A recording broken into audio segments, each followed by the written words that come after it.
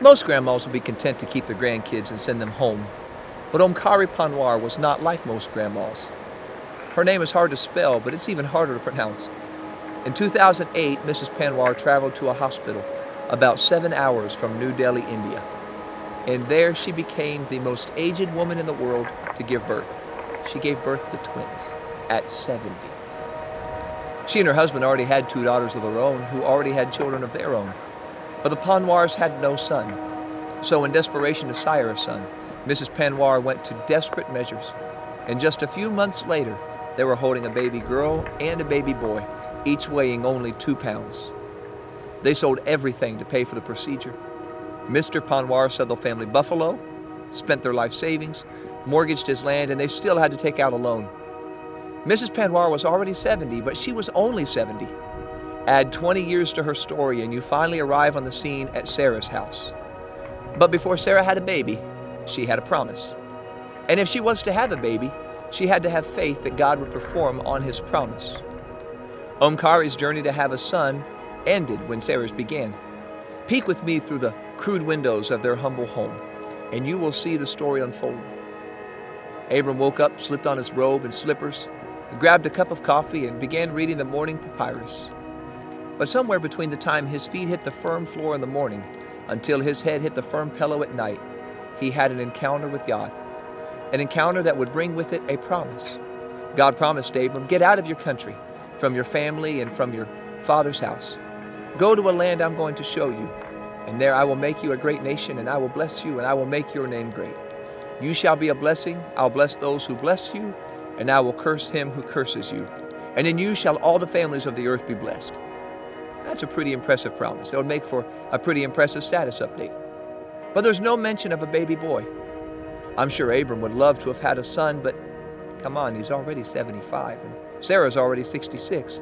They're more of a Mini Cooper family now than a minivan family. Until Abram walks over to his sweet wife and says, Sarah, you'll never believe what just happened. Fall off your mule again? No. Here, let me help you pack up our bags. We're getting out of here, Sarai. We're leaving Ur. Where are we going? I don't know. All I know is God made me a promise. If we leave Ur of the Chaldees, he will bless us. And through us, all the families of the earth will be blessed. You did fall off your mule again. Abram and Sarai packed up their things in faith, gathered their animals and servants, Abram's nephew and his family, and they started walking where God was leading. They made it as far as the city of Shechem, where they set up camp. And once again, God spoke to Abram. But this time, God promised, to your descendants, I will give this land. Oh, that was music to his ears. God had promised him land, but more than that, God had promised him a son. Abram was going to be Father Abram. He was going to be a dad. It's a celebration to have a baby in your mid-20s, but it's a crisis in your mid-70s. It was going to take a lot of work and a lot of caffeine for a 77-year-old to keep up with a 2-year-old. But Abram was excited. Sarah, you still have that blue baby blanket you knit 50 years ago? She just shook her head. Well, what about some blue paint? We got any of that left? Heavens no, we ran out of that 30 years ago. Is someone having a baby? Yes. Who? Us. Sarai? God didn't give them a due date. He just told them their family of 2 was going to grow to a family of 3. So they cleared a little space in their tent and they went to work on their diaper changing techniques. Abram built a bassinet and Sarah started up on another blanket. Then 1 year passed, and another, and another, and another. And some of the servants around them were borrowing Abram and Sarai's bassinet. The baby blanket was pale blue from all the years in the sun. Finally, a decade passed and still no baby.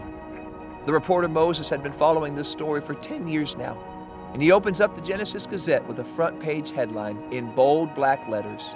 Now Sarai, Abram's wife, bore him no children. The most difficult part of keeping faith that God will perform what he promised is often the first word in the first verse of Genesis chapter 16. Now. Abram could take you to the spot God promised him he would be a dad. He even built an altar there so he wouldn't forget it. But take a look now, and all he has to show for it is a faded baby blanket and an empty bassinet. Faith that used to soar was grounded because of one word, now. Now has clipped the wings of many saints' faith. because we don't understand God's timing. It had been 10 years, and Sarai and Abram weren't getting any younger, and their family wasn't getting any larger. So they tried their hand at giving God a hand. Abram sired a son with Sarai's servant Hagar, but God didn't need their help, just their faith. If you're caught in the middle of the then and the now, you may start to wonder if you even heard from God. Maybe that wasn't God. Maybe that was just me. Maybe God didn't really mean what he said. Maybe I didn't hear him right. Now has the ability to send your faith spiraling into doubt because you don't see now what God promised then. But take a lesson from this faithful couple. They lived their life in the middle of a pause between the then and the now. But God was working even when they couldn't see it. Fast forward over 20 years, and Abram's 99 years old now, and God has changed his name to Abraham and Sarai's to Sarah. And almost like salt in an open wound, God reminded Abraham of the promise he made to him 24 years ago. Abraham doubled over and laughed out loud. You've got to be kidding.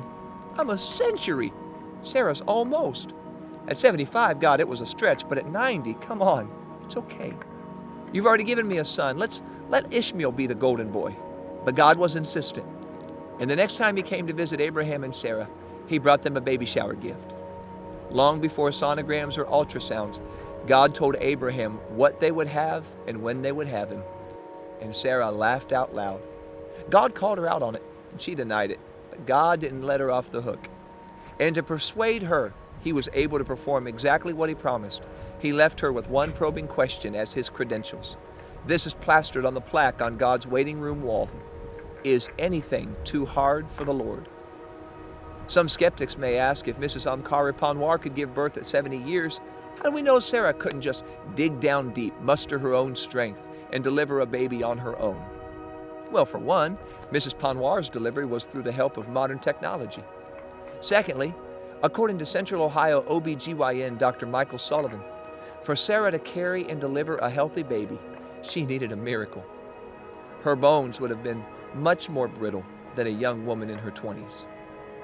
Her skin would have been much more thin, and above that, her reproductive lifespan was over. As a mother carries a baby, her body gives her baby the calcium she needs for her bones and teeth. That makes her bones and her teeth much more brittle. Because of the stress of the pregnancy, her liver has to work much harder to keep her and the baby healthy. And with every passing year, the risk of miscarriage continues to soar. But the greatest stress on the mother, according to Dr. Sullivan, is cardiac because the baby causes major stress on the heart. Some of these mothers end up with toxemia that threatens their life and/or the baby's. And all those risks are standard for a healthy expectant mother in her 20s. So add 70 years, add a nomadic lifestyle, and add a first pregnancy to a body that has never carried a baby for 90 years, and you will see the undeniable need for a miracle if Sarah is going to become a mom. At some point, Sarah looked past what she could not do to what God could do. Her doubt shrank, her faith grew, and her faith in her God gave her the strength to deliver a miracle. That's why Hebrews 11:11 reads, by faith Sarah herself also received strength to conceive seed, and she bore a child when she was past the age, because she judged him faithful who promised. That same plaque that inspired Sarah to have faith is the same that inspires us. It's there for all of us to read and remember. While we wait in God's waiting room, is anything too hard for the Lord? But we have an advantage over this patriarchal family. We have the Word of God as part of God's boundless resume. As you sit in the waiting room, waiting for your time with God, read the caption below the photos of Abraham and Sarah, Moses at the Red Sea, Joshua at the Jordan, David and the giant, Elijah and the widow, Daniel and the lions, the Hebrew boys in the fire, Jesus in the storms, Jesus and the demons, Jesus in the grave. And that's just the first wall.